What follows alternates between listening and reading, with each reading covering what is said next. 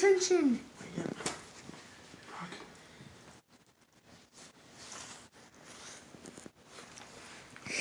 All right.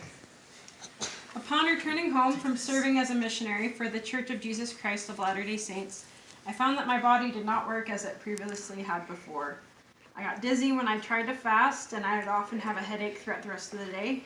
I found myself to be very forgetful, and after brushing my teeth with mint toothpaste, my husband said I still had fruity breath.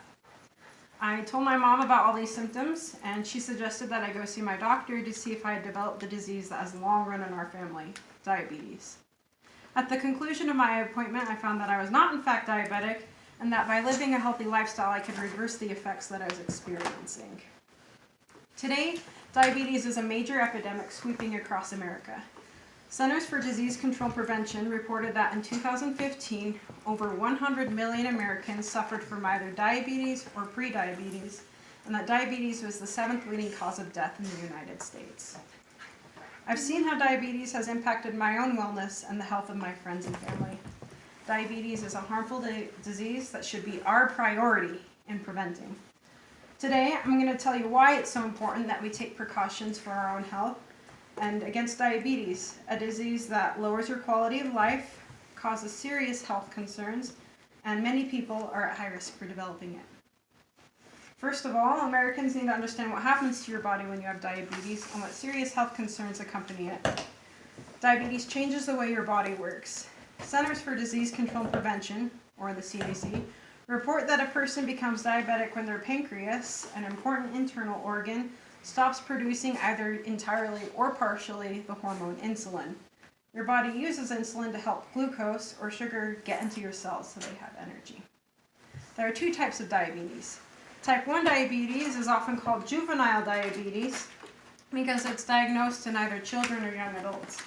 People with type 1 diabetes need daily injections of insulin to survive, and it's classified as an autoimmune disease. Because there aren't any clear risk factors against type 1 diabetes like there are against type 2 diabetes, I'll be focusing my speech mostly on type 2. Type 2 diabetes is when your body experiences prolonged overexposure to glucose. This causes your body to pump massive amounts of insulin, and eventually your pancreas becomes exhausted and quits producing insulin altogether. Both types of diabetes can make someone insulin dependent.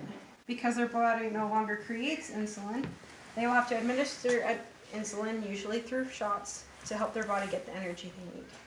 The CDC tells us that there's no cure for diabetes, but by changing your lifestyle to include more exercise and to eat healthier foods can help you prevent it. Diabetes can also lead to other serious health concerns. The Mayo Clinic explains that, quote, long-term complications of diabetes develop gradually. The longer you have diabetes and the less controlled your blood sugar is, the higher the risk of complications. Eventually, diabetes complications may be disabling or even life-threatening, end quote. Here are some other diseases that diabetes can lead to. Diabetes can cause vision loss or retinopathy. This is when the symptoms of diabetes damage the blood vessels in your eye. This can also lead to glaucoma or cataracts. Diabetes can drastically increase your chance for cardiovascular disease. Diseases include things like clogged arteries, heart attacks, strokes, or chest pain. Diabetes is also the #1 cause of kidney failure. Kidney damage, medically known as nephropathy, can occur when the delicate blood vessels in your kidney are destroyed.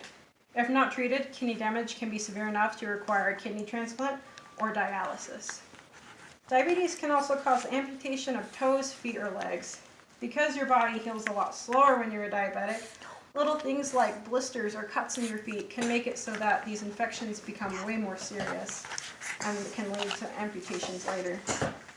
Other complications due to diabetes include nerve damage, depression, Alzheimer's disease, and skin affections. Clearly, diabetes is serious and potentially life-threatening. Now, if you can think in contrast, you can live a happier life and a much healthier life if you choose to eat foods that are lower in carbs or measure the amount of carbs that you eat. And if diabetes runs in your family, you should take much bigger precautions. And diabetes can lower your quality of life, over your day-to-day actions that you take. So you may experience constant symptoms like blood sugar changes. Your blood sugar can be either too high or too low.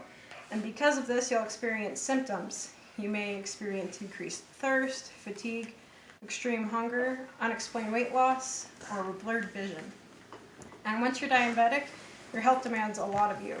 The Diabetes Spectrum Journal, published by the American Diabetes Association, says that once you are diabetic, you have to take even more care to exercise and eat healthy and monitor your own blood sugar. This is going to take more time and effort on your part, and it's also going to take more money because you now have to pay for medication that you didn't have before, and this can cause additional strain in your life. The Diabetes Spectrum Journal also says that depression is common among people who suffer from diabetes. So depression in and of itself is debilitating, and to add that on top of very heavy health concerns that you now have to maintain throughout your life, it can become very difficult.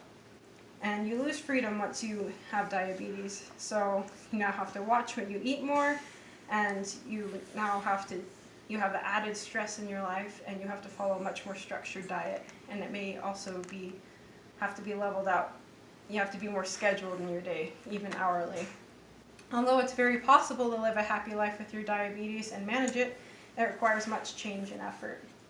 And think of this in contrast to your life the way it is now or the way it could be. That if you are able to exercise weekly and be able to be very aware of where your health is, you can avoid all the stress that comes into your life. And I would also like to add that diabetes is a disease that many people are at high risk for. So there are many risk factors that contribute you to developing diabetes. Those include being overweight, having physical activity less than 3 times a week, having diabetes when pregnant, giving birth to a baby over 9 pounds, having high blood pressure, aging, having abnormal cholesterol levels, and your family history. If you're Native American, African American, or Native Alaskan, or Latino, you're at much higher risk than people who are not of this ethnicity. As you can see, the people who are at risk for diabetes are widespread and diverse. Many people are at risk. One major risk factor of being diabetic is your health family history. The American Diabetes Association says that diabetes isn't simply inherited. You must live a pattern of unhealthy choices over a long period of time in order to develop it.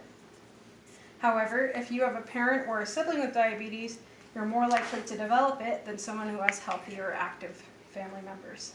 Because of this, you having diabetes puts your own children at risk. Think of how diabetes impacts your life in other ways.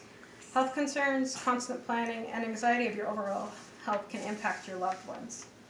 As you can see, diabetes doesn't just affect you. It affects those you love, and many people are around us. In conclusion, diabetes prevention should be priority because of its detrimental effects to your body, lifestyle, and loved ones. Diabetes changes the way that your body processes glucose, an important sugar that your body needs in order to survive. Diabetes lowers your quality of life. You may suffer from a variety of symptoms, and more time, energy, and money must be spent in order to keep your body functional. And diabetes has many risk factors, and those risk factors can be passed on genetically, and many people at risk, including your loved ones.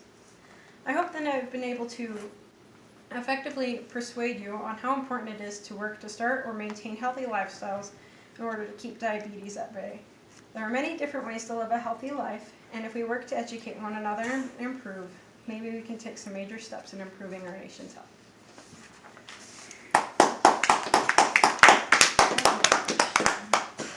And the cap behind your head.